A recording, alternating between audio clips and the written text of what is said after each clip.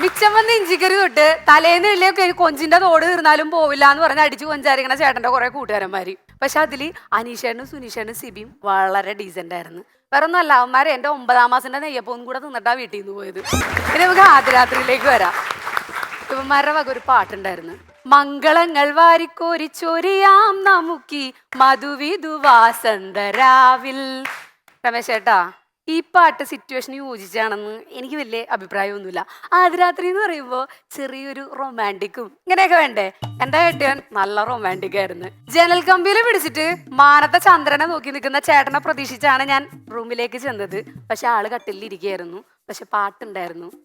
മധുവിധുരാവുകളെ സുരഭിലയാമങ്ങളെ മടിയിലൊരാൺ പൂവിനെത്താ. പാട്ട് മാത്രമേ ഉണ്ടായിരുന്നുള്ളൂ.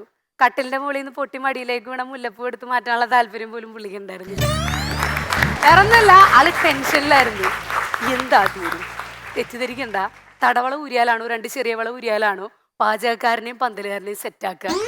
എന്റെ ചേട്ടനല്ലേ, ആദ്യരാത്രിയല്ലേ, ഞാൻ അധികം ടെൻഷനാക്കിയില്ല. നിങ്ങൾ എന്റെ ഒന്നും ഊരൂല്ല, നിങ്ങളുടെ അമ്മയുടെ വളയോ മാല എന്താ ഊരി വെച്ചിട്ട് അവരെ സെറ്റാക്കി കിട്ടുമെന്ന് ഞാൻ അപ്പം തന്നെ പറഞ്ഞു. പിന്നീട് അങ്ങോട്ട് മഴ പെയ്ത് തവള കരഞ്ഞാലും പുള്ളി തടവളാന്നേ കേൾക്കാറുള്ളൂ. ആദ്യരാത്രിയൊക്കെ കഴിഞ്ഞു. ഈ ആദ്യരാത്രിയെ പോലെ തന്നെ ഭയങ്കര ടാസ്ക്കാണ് ആദ്യ പകലെന്ന് പറയണത്. ചാർലി ചാപ്ലിന്റെ സിനിമ കാണിച്ചാൽ പോലും ചിരിക്കില്ല എന്ന് പറഞ്ഞ് ബലം പിടിച്ചിരിക്കുന്ന ഒരാളാണ് എൻ്റെ അമ്മായിമ്മ. 10 കൊല്ലം എടുത്ത് അവരുടെ മുഖത്തുനിന്ന് ഒരു പുഞ്ചിരിയെങ്കിലും ഞാൻ വരുത്തിക്കാൻ വേണ്ടിയിട്ട്. പക്ഷെ ഇപ്പൊ പതിവായി ചിരിക്കാറുണ്ട്. ഫണ്ട്സ് അപ്പോണായിട്ടേ മുടങ്ങാതെ കാണും. മാസത്തിൽ 2 തവണ ലീവ് എടുക്കും. അന്ന് എൻ്റെ ഡെലിക്കാസ്റ്റ് ആയിരിക്കും.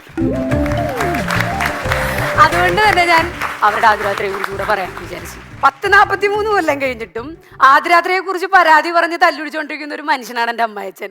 എൻ്റെ അച്ഛൻ അമ്മയോട് ചോദിക്കുന്ന 3-4 ചോദ്യങ്ങളുണ്ട്. നിന്റെ കല്യാണം കഴിച്ച അന്ന് രാത്രി എനിക്ക് കിടക്കാൻ നിന്റെ വീട്ടുകാർ എനിക്ക് ഒരു കട്ടില് തന്നോ, ഒരു പായ തന്നോ, അറ്റ്ലീസ്റ്റ് ഒരു തലേണ തന്നോ? എന്നും വഴക്കാ.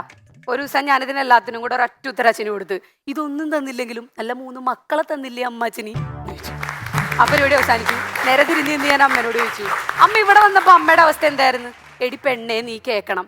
സ്വന്തമായിട്ട് അടക്കാമരവും പഞ്ഞിമരവും ഉള്ള എൻ്റെ അഹങ്കാരം 3-4 അടക്കാത്തൂണും കുഴിച്ചിട്ട് അതിന്റെ മീത 4-3 പട്ടികയും അടിച്ച് അമ്മുമ്മയുടെ കോറസാരിയിൽ പഞ്ഞി നിറച്ചിട്ടതാണ് ഇങ്ങൂരി പറയണ പൂമെത്ത. അത് ശരിക്കും ആദ്യരാത്രി ആയിരുന്നില്ല, അന്ത്യരാത്രി ആയിരുന്നു. ഈ ആദ്യരാത്രിയും അന്ത്യരാത്രിയും തമ്മിലൊരു നല്ല കോമ്പിനേഷൻ ഉണ്ട്. വേറെ ഒന്നുമല്ല, കട്ടിലിമേൽ പൂവിട്ടിട്ട് അതിൻ്റെ മീത് നമ്മൾ കിടക്കുന്ന ആദ്യരാത്രി, നമ്മൾ കിടന്നിട്ട് നമ്മുടെ മേത്ത് പൂവിടുന്നത് അന്ത്യരാത്രി.